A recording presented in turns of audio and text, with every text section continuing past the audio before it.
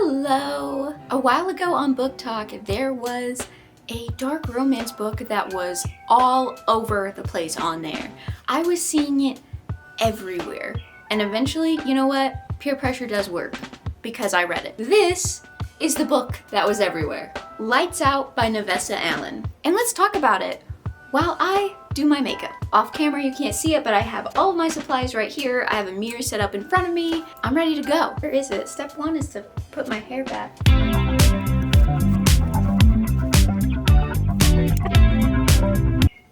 Oh my gosh, I almost forgot. The shirt I'm wearing, you can't really see it, but there's a skull on the front in honor of the book's cover. I did do that intentionally. It's just a shame in this shot you can't really see it the whole time, but it's just a little Easter egg, okay? So what is Lights Out even about? Well, I already told you it's dark romance. It has alternating POVs between Allie and Josh. Allie is a trauma nurse, and Josh works in cybersecurity and is a hacker who is also a masked TikToker. And Allie follows and has a major crush on. And when he finds that out, he then stalks her, and that turns into something more. And then also the mob is involved? Yeah, just a tiny little extra tidbit. Anyway, I think I'm gonna do my eyeshadow first. Sometimes I go back and forth between starting with the base versus starting with my eyes, but I feel like doing my eyes first, so let's do that. So obviously, if you haven't read the book, we're gonna be talking about it. Be prepared, I guess, spoilers. Chapter 1. Chapter 1 is in Allie's POV, where we find out that she is in fact a trauma nurse. She works in an ER, and in her free time when she's not working, she really likes watching masked TikTokers because she absolutely has a mask kink. Am I allowed to say kink on YouTube? I actually don't know. Anyway, she has a favorite TikToker, which she doesn't know is Josh at the time, but it is. And she also has a booty call. She hits up that booty call and is like, hey, do you want to try this out? And sends the video to him. He's like, no, I'm not into that. And also, it's been 2 months since you even spoke to me. I thought you ghosted me. I'm with somebody else. Sorry. And she's like, oh, all right. And realizes just how bad her work does in fact consume her. Allie definitely seems to be a bit of a horny workaholic. What a weird phrase to say. Anyway, I just put concealer on my eye as primer for the eyeshadow, and now I'm going in with Wild Child ColourPop palette. Next chapter is in Josh's POV. Each chapter alternates. So now it's Josh's turn. Allie's booty call, named Tyler, who she hit up and he denied, turns out to be Josh's roommate. And Tyler shows Josh the text she received being like, hey, can you believe this? Well, when Allie sent that text to him, it included a screenshot of the video that she wanted to recreate, which happened to be of Josh. So Josh sees it, and he's worried that Tyler's gonna figure out that he has this like alt account, and he doesn't want that. So he deletes the text and is like, sorry, I accidentally deleted it. Tyler doesn't really care. He's like, I'm not seeing her anyway. I'm not into that mask shit anyway, so I don't really give a fuck. He's like, oh, thank God. But Josh remembers meeting Allie because Tyler and Allie hooked up in their apartment, and he remembers that. So he starts using his little hacker abilities to find out more. He wants to know more about Allie. He's like, I gotta know more about this girl. She's into a mask kink, and I saw her when she was over here and she was really hot. I gotta know more. So he combs through and he finds all of the comments that she left on his TikTok account, because it turns out that his TikTok account is her favorite. Sorry, I keep like talking to my mirror when I'm supposed to be talking to you. I'm working on it. And turns out she has left hundreds of comments on all of his videos, definitely just like being thirsty and down bad for him. So he's like, oh, this is too good to be true. And so right then and there, he decides he wants her. So what does he do? Does he A, text her and ask her out? B, coincidentally try to meet up with her to then ask her out? Or C, break into her house? Correct, the answer is C. He does in fact break into her house. Yes, yes, yes. It goes from 0 to 100 right away. Remember, we are only on chapter 2. He breaks into her house and he films one of his TikTok videos in her bedroom. Now with chapter 3, we're back to Allie. She's at work when she sees this video uploaded, and she doesn't register that it's her bedroom. What she does register is that she owns the same comforter as the one that this masked guy is laying on.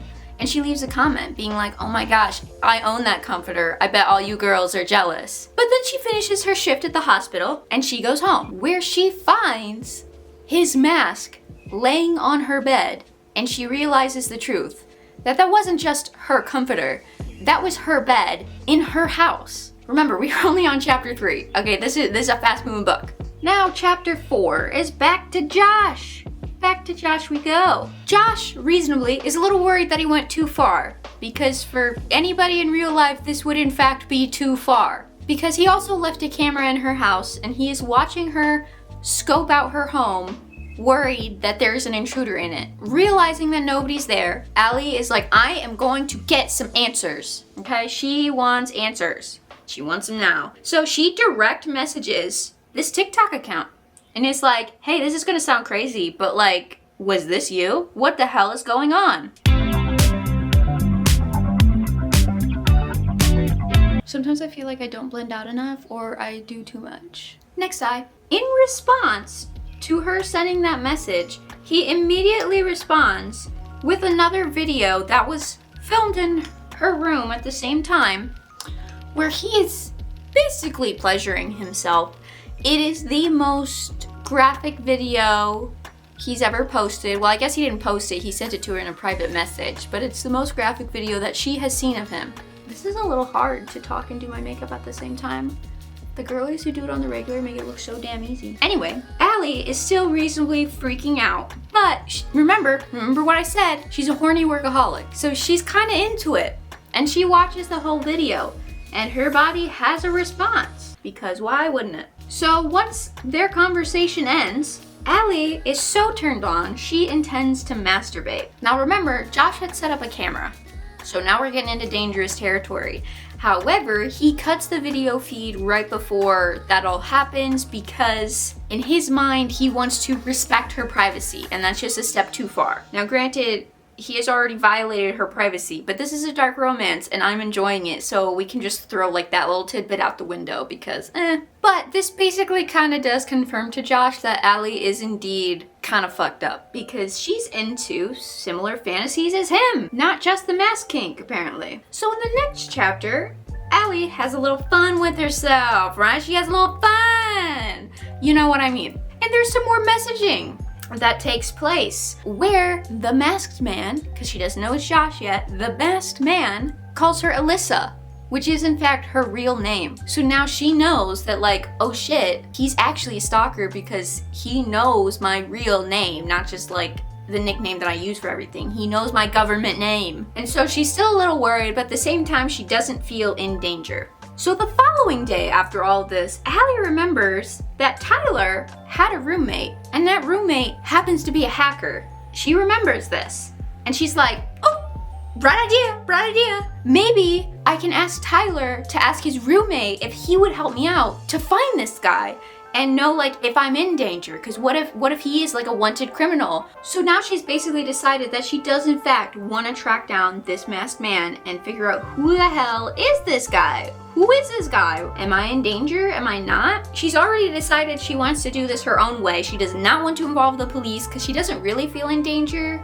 So she doesn't want to involve the cops, but also she needs to cover her ass and make sure she isn't in actually any danger. And also, she's pretty horny and like wants to do some fun stuff with him after she figures out who it is. You know, there's a lot of mixed emotions of like, I'm so into this, but also what about my safety? So at least I will definitely give Navessa Allen this. I have read so many books where the FMC throws caution to the wind and automatically accepts the MMC when they have done very questionable, fucked up shit. Whereas this is one of the few ways I think it's done fairly well that she is trying to cover herself and be good about it, while also this is a dark romance and she's into it. I definitely feel like this is harder to just talk in the camera and like do my makeup at the same time. I'm not used to it, and therefore I'm just going to my default ways, and my default ways is always glam, so I'm just following the motions because I can't think about doing a different look while doing this. Bailey Sarian makes it look so easy. I don't know. Bear with me. I'm trying my best. Now I will be using this Clinique medium coverage foundation. So now we're on to chapter 6, which is back with Josh. So now Josh has basically hacked into all of Allie's accounts and is like keeping tabs on what she's doing. So he knows that she's Googling about him. She's Googling like, how do you find people? Who is this guy? She's trying to find anything. And he thinks it's pretty cute.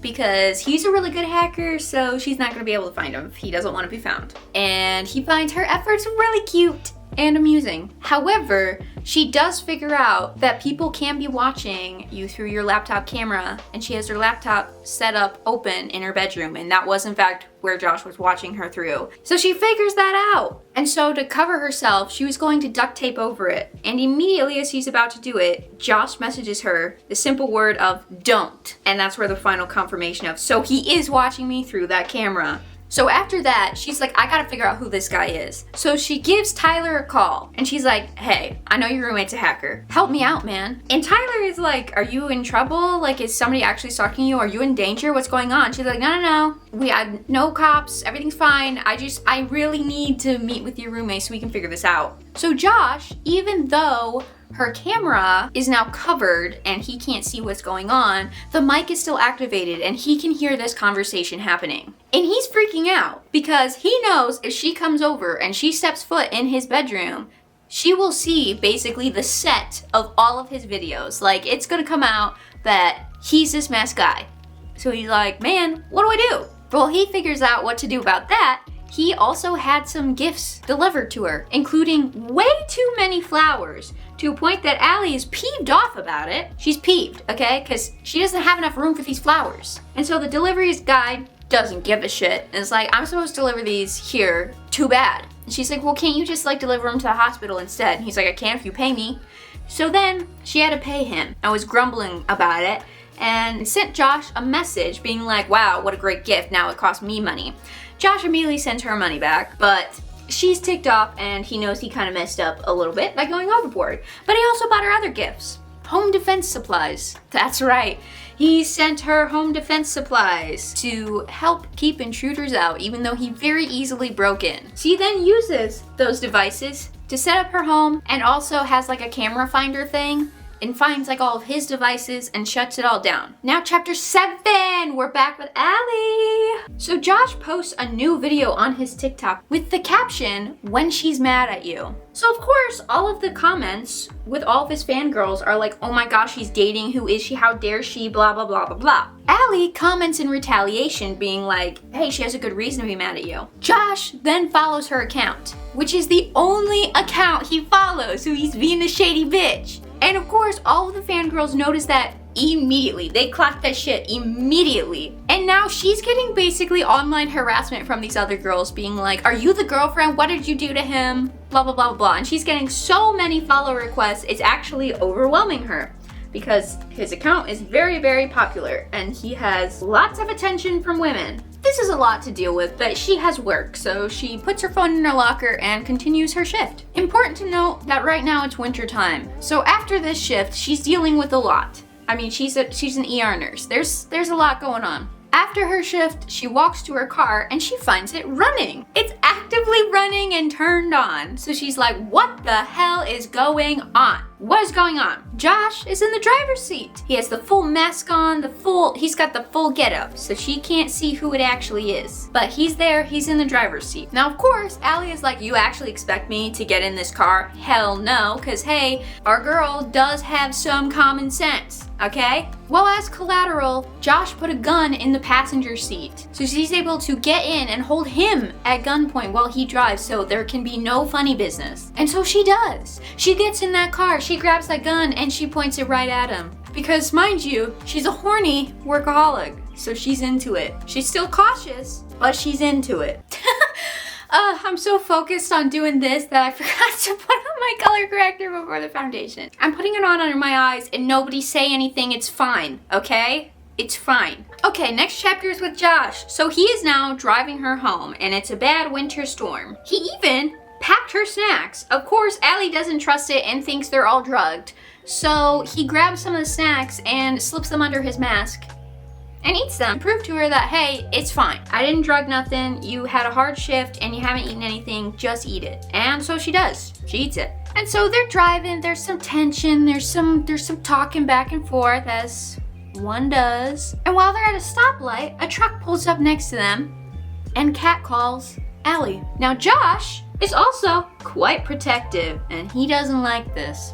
He gets out of the car, grabs his knife, And remember, he's in full getup. He's got the mask, and he just raises his knife at them in a very intimidating stance. And Josh is also a big guy as well. So the truck sees this and takes off. They do not want to fuck with that, and I don't blame them. That would freak me out if I was in this situation. However, if I was in that situation, I wouldn't be catcalling anybody. So, you know. Allie, of course, finds this very hot. She then has the knife as well. And while holding that weapon, she gives him roadhead. She does. She's so turned on. She's so into it. She's like, let me do it. And of course he's into it too. So he's like, hell yeah. I feel like I am moving at a snail's pace with this makeup, but that's okay. And so she's doing all of that. And when it reaches the end for Josh, you know what I'm saying? She's so into it that she accidentally stabs him while he finishes. She stabs him. So now we're at the next chapter, and it's Allie's POV. She's mortified that she stabbed him. She truly is. She's basically like, oh my god, I just stabbed him. I cannot believe I did that. Oh my god, and she's kind of freaking out about it. But remember, she's a nurse, so she knows what to do, and the wound is deep enough that she has to give him stitches. So the chapter basically opens up to her stitching him up. Well, she's internally freaking out and feeling very guilty about what she did. But Josh is totally cool with this because that was the best finish of his life. So he's like, you know what, if you gotta do that again in order to have that feel, like he's cool with it. He is cool with it. So Allie is also learning that he is equally as fucked up as she is. Now granted, she should have already realized that considering he broke into her house, but you know. And Allie wants to do some more, but she's very tired from her long shift, and Josh knows that. So he's like, no, we're not, no, you need to rest, we're not doing anything else. And he just leaves. He leaves. So she can rest. How chivalrous of him. I make myself laugh. Anyway, so when she wakes up, she asks for time off because she realizes she hasn't taken any time off in a really long time and she could use the break. She wants some time off. And she also finds that her sidewalk and driveway has been completely shoveled. And her neighbors even make a comment that the boy she's dating is very handsome. So the neighbors have seen his face before she has. The neighbors are basically like, oh, you guys are so cute together, you better keep him, you know, like that. Cute old lady neighbor stuff. But she's low-key pissed that she hasn't seen him, and she knows like she can't ask about him to them because that would be really, really weird and also awkward. So she's like, I gotta get to the bottom of this. So she sets up that meeting with Tyler to be like, hey, when can I meet with your roommate? I gotta get this figured out. I know you said yes, but now like I need a meeting time. What's happening? And so she sets that up. So now chapter 10 is back with Josh, and Allie is on her way to his apartment because he's supposed to help her find this stalker, even though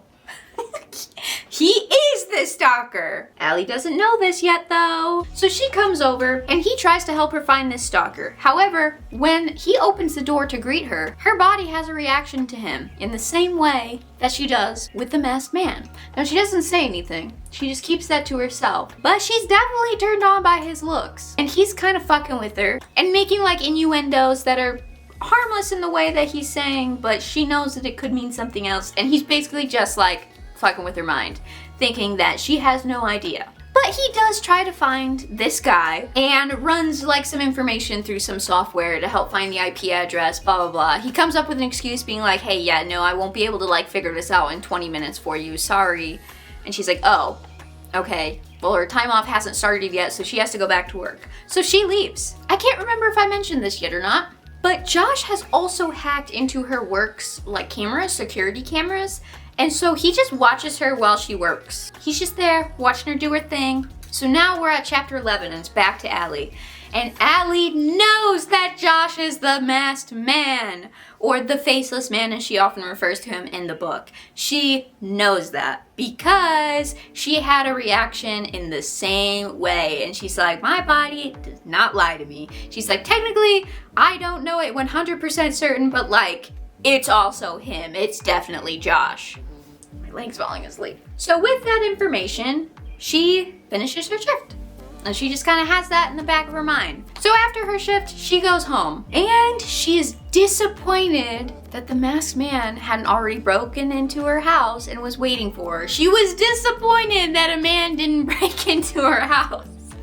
Like, in the series of events, it makes sense because it's like, oh yeah, she wants this. But when you just say that sentence out loud, it sounds deranged. So she's like, I'm gonna have some fun with him then. So she turns the camera back on in her bedroom and she has some fun with herself. You know what I mean.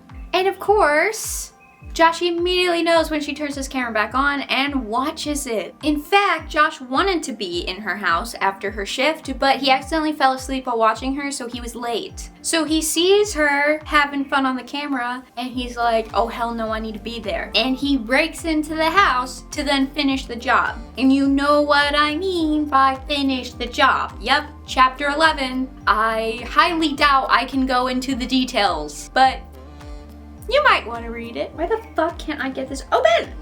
Also, I'm playing a little bit of a dangerous game. I just bought the NYX Buttermelt bronzer, but I haven't used this bronzer before. And I feel like it's a little dangerous to use brand new product when I'm doing all of this. Bear with me and be nice. Be nice. How is it looking so far?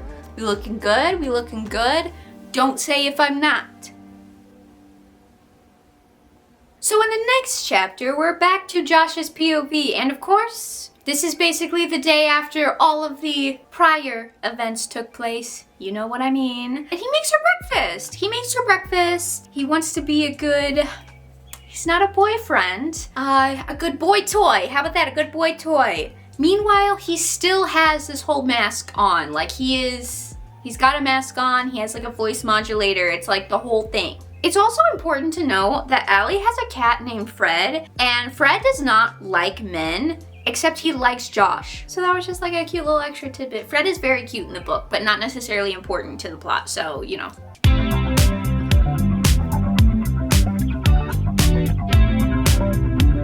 Now also, while Josh is making her breakfast, he's still watching her through the camera in her bedroom. He's just like 20 feet away, but he's still watching her because he's a stalker through and through, okay? And he likes watching her. And so Allie thinks she's being really sneaky. And so she sneaks a tracking device into his bag so she can for sure confirm that it is in fact Josh. However, he sees this because he's still watching her. So that didn't exactly go to plan. So when Josh leaves her place, he knows that he has his tracking device on him, so he drives through the streets to spell out LOL on like the GPS tracking thing. So Allie knows that he was watching her through the camera even though he was like 20 feet away. I don't know why she was surprised. He's clearly not like completely right up here, okay? So she's pissed enough that she calls him out by name and says Josh, even though like she technically doesn't know that 100%, but she's like, I know it's you, Josh, because she wants to like one-up him. And so Josh's like, shit, she does know it's me, fuck. And then she also says she's going to do a DNA test on him. So in the next chapter with Allie, she asks a coworker to run this DNA test because, again, remember she works in a hospital. And so the coworker agrees and she continues her shift. And this is where like the start of like the climax begins, right? Here it is, because this guy comes in who is an alleged R-wordist. Yeah. He's being accused of that, but he got like caught by one of the girls' families like before it took place with her, so he's injured and he's at the hospital and needs treatment. However, none of the nurses want to treat him because why would they? But Allie steps up to the plate and is like, I'll do it. And so she does, but this guy, his name is Brad, he is a piece of shit. And so he keeps basically pushing and pushing and pushing Allie's buttons until she explodes and lashes out at him. And the whole interaction kind of messed her up for the day because it was a lot. Like, this guy is like a terrible person and it was a lot for her. It was a lot. Now Josh watched this through the cameras of the hospital. Now there aren't mics on those cameras, so he didn't hear what he said, but he knows that Allie did not like this interaction. And so he goes directly to her house and comforts her. And she basically divulges what happened and how he pushed her over the edge. And she also divulges like what happened to her mom. So a little backstory about Allie is that her mom died in a car accident and Allie feels responsible for it, even though she shouldn't. And so this is more of a way for those two to bond emotionally and get to know each other's backgrounds a little bit more. Because there's an important part of Josh's background that I don't think I've said yet, and I'm not going to until later. But it's funny how I originally described like the beginning of this chapter because it ends with Josh taking his knife, plunging it into her mattress, and telling her to ride it. gives this whole backstory about her mom, and then the chapter ends with her riding a knife. And so the next chapter is in Allie's POV, and the setup with the whole knife thing, it fully unfolds. And this is more of a kinky chapter. Again, I can't really go into it because this is YouTube. But chapter 15 is another big one. So ultimately, they get emotionally closer with each other, and Josh stays the night. Chapter 16, Josh's POV. He's staying the night, and they're sleeping next to each other when an alarm goes off. And it's one of her home defense systems that he bought her. And the alarm that's going off is the one that he set up specifically if somebody was trying to break in her back door. And at first, Allie just thinks it's Josh being Josh fucking around doing, I don't know, like messing with her. And he's like, no, somebody is actually breaking in. Somebody is breaking in. He's like, stay here, I'm gonna go take care of this. All the while, he still has his mask on, by the way. He still hasn't revealed himself to be Josh to her. Like, as an FYI, all of this, he's in a mask. And so he goes and he finds Brad trying to break in. He knocks him out immediately with a single punch, and all Brad had brought with him was a backpack that had a kill kit in it. We all know what Brad had planned for Allie. We all know. But luckily Josh was there to stop it. So they're freaking out because they don't know what to do with him, and also because he keeps getting away with doing these horrible things because his family's got a lot of money, and so the lawyers keep bailing him out, so they want to drop him off in a place where he'd get caught. And so basically what they wanted to do was drop him off at the family's house of the prior girl, so then they can find him there, potentially do their own thing to him, but also they'd find him there and the cops could arrest him. So they tie him up and put duct tape on him, but for whatever reason, Josh accidentally puts duct tape over his mouth and his nose. So Brad suffocates. And now they're freaking out for a different reason, because they're like, oh my god, what do we do with the corpse? Bro, they killed the motherfucker. Like, it goes from like 0 to 100 from the very beginning. Like, they've like committed murder together. So now they're freaking out even more, rightfully so. But then in the next chapter with Allie, she conveniently is like, hey, my uncle's in the mob. Like, this was not brought up at all until this point. And it's just like, yeah, I have an uncle who's in the mob. Why don't we just put the body in the trunk and drive over to his place and he'll take care of it? So that's exactly what they do. They literally have his corpse in the trunk and then they drive over to her uncle's. Like, what? What are we doing? What the fuck are we doing? All right. And I think there was a line in the book that it did make me roll my eyes a little bit. It was like, the couple that slays together stays together. And I was like, all right, Navessa, you're pushing it a little bit. You're pushing it. Don't get me wrong, though. I did enjoy this book. But there were a couple lines where I was like, okay, come on. So her uncle Nico is in the mob and he specializes in crime scene cleanup. So like, he's the guy to go to. But it's really funny because they go there and he's like, what are you guys doing here? It's like, 3 in the morning and I never see you. And she's like, yeah, we have a body in the trunk. And he's like, what the fuck? You can't just bring me bodies like I'm the morgue. What are you doing? So in chapter 18, Josh's POV, basically Allie goes with one of her cousins to take care of the car, get the corpse out of it, and get the car all cleaned up and disinfected and everything like that. And Josh stays with Nico to try and hack into Brad's computer at his house because depending on Brad's search history, it might lead the cops directly to Allie once they realize that he's missing. And so in the next chapter with Allie, basically they're like, you gotta lay low. And also her entire house is getting like fumigated because they're cleaning everything. They're making it spotless. There will be no traces left behind. So she goes to Josh's apartment and Josh gives Tyler a heads up and Tyler's really happy that they're together. So she goes over there with her cat to stay when she gets a call from her coworker being like, yeah, I couldn't find a match for the DNA you gave, but I did find something interesting. And she's like, oh, what is it? The DNA matches 50% to the Ken doll killer, a serial killer, which means that the DNA she gave him is the child of a serial killer. And she's like, what the fuck? Reasonably so. And so she's at the apartment when this happens and she walks out to see Tyler out there and Tyler can tell something's up because she's really pale and looks like she's about to bolt and he's like, the fuck's going on? She's like, do you know about his dad? And Tyler has been Josh's best friend since forever. So yes, he knows. He's like, calm down, like, what's going on? And so Tyler basically talks her off the ledge. That was too much. Tyler talks her off the ledge. And when Josh gets home to like rip the band-aid off, Tyler's like, by the way, she knows about your dad. See ya. And then leaves. And Josh is like freaking out for a second. I'm like, oh no. And Allie is cool with it. Well, she wasn't cool with it at first. Tyler had to be like, listen, he is not his dad. This is why he does have a couple quirks though, and he likes to know where everybody is at all times, but he is not his dad and does not do things like that. And so she's like, yeah, that was crazy of me to freak out. Like, I'm with you, Josh, I'm with you. They're like boyfriend and girlfriend officially. Oh my gosh, they're boyfriend and girlfriend. And so, okay. So in chapter 20, Josh's POV. So, okay, in order to like stay on track while I could do this and stuff, I made myself a PowerPoint slide so I could just like keep track. And chapter 20, the notes I have for it is just,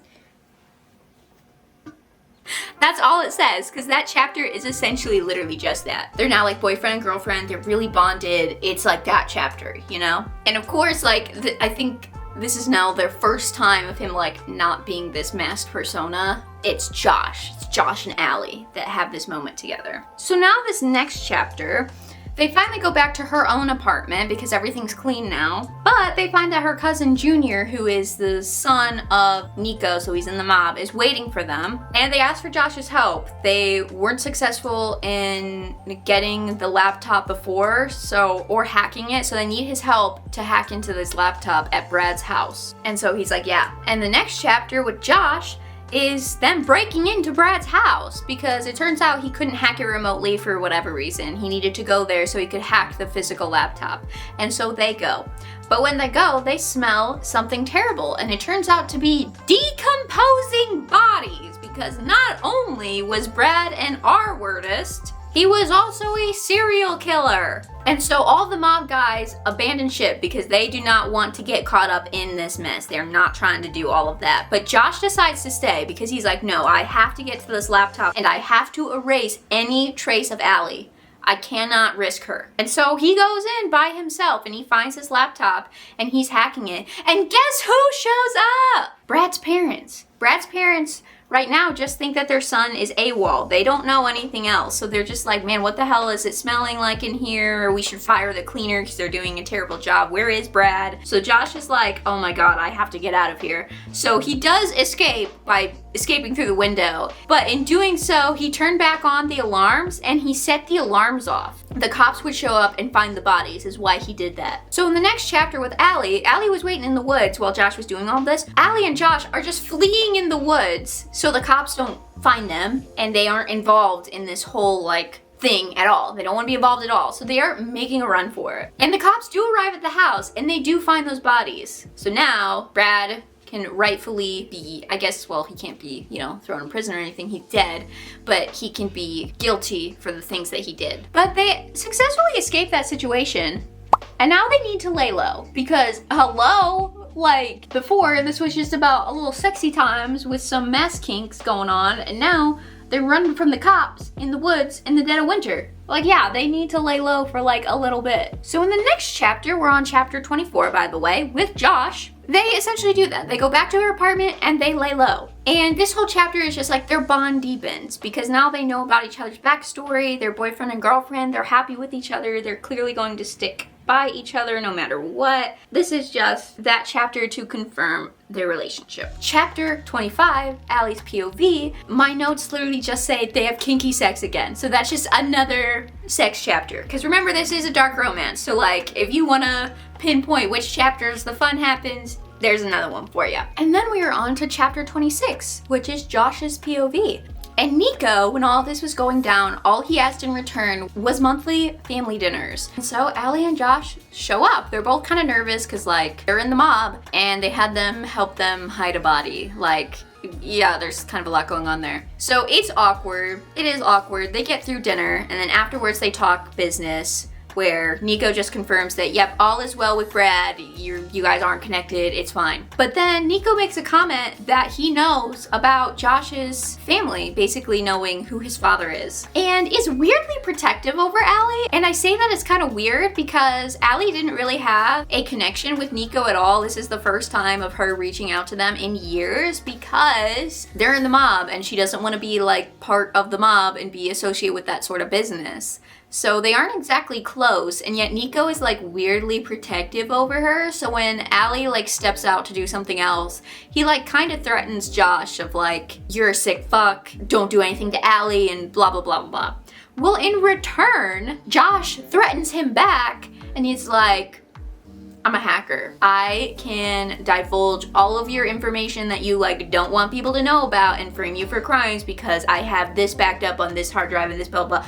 Hacker shit. So he's like, don't get in the way of Allie and me because I'll do anything for her, basically. So they just like threaten each other when Allie's not there. So when Allie comes back, she's confused, but they're like, okay, see you next month. So now, like, I guess for the foreseeable future, they're gonna have monthly dinners, but like Josh and Nico aren't exactly on the best of terms. So I don't really know what's going on there because the next chapter is the last chapter. It's the epilogue, which is again another fun chapter, if you know what I mean, and also quite kinky. This one delves into primal play, so they rented a cabin and they're in the woods, very remote, and so Allie is running through the woods and Josh is chasing her, which of course we all know how that ends.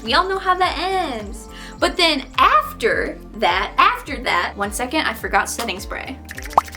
But then after that, he proposes! They're engaged! And then they go back to their cabin and they find toilet paper everywhere. And they're like, oh my god, did some kids pull pranks? Well, no. Remember Fred?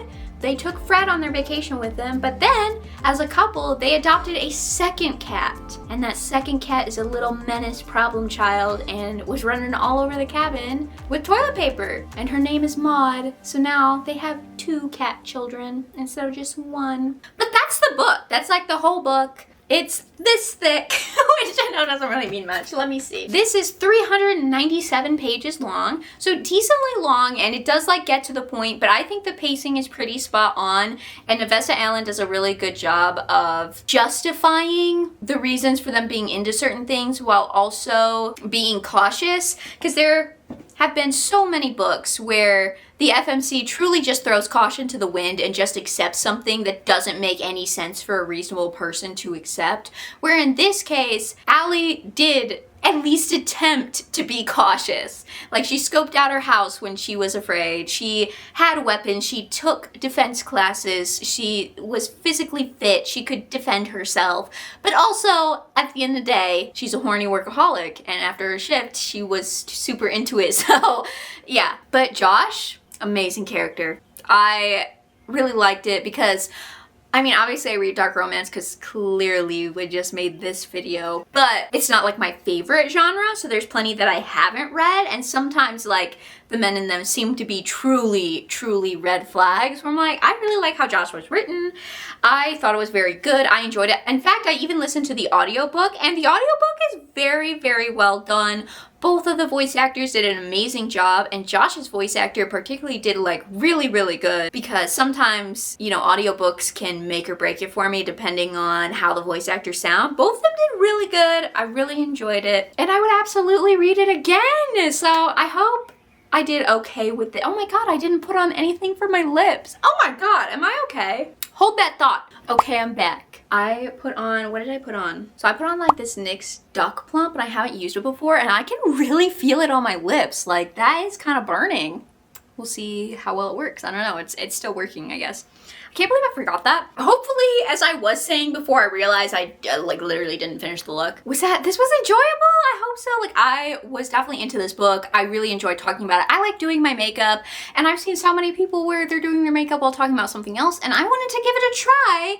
Turns out it's a little bit harder than I would have guessed because I'm doing 2 things at once and I gotta stay focused, but it's my first time. Be nice. And I promise I will get better and I will read more books and do more makeup. What do we think of the look? What do we think? Do we like it? Do we like it? I definitely feel like I took a little too long doing it because I was trying to focus. And there were some things where I was just kind of absently doing it while I was talking to the camera and not focusing. So there's definitely room for improvement of multitasking. But at the same time, this don't look bad. I did want to go more subtle with the eyeshadow, and clearly I did not do that. But It doesn't look bad. It looks good. It looks good. My God, I can really feel that stuff on my lips. Oh my God. And then look at the back of my hand, because normally I wash my hands like 3 different times while doing my makeup, but I'm sitting on the floor, so this was like me washing my hands and putting it on here. But now let's take my hair down and see how that looks with it too. There we go. There's the look. Have you read this book? If you have, what did you think of it? Did you like it? Do you like Josh? Do you like Allie? What did you not like about it? If you haven't read it, after this video, are you going to? Or what do we think? What do we think here? I'm definitely the type of reader that just likes to read for fun, and the vibes were good and I enjoyed it. So there you go. But thank you so much for watching, and I'll see you in the next one.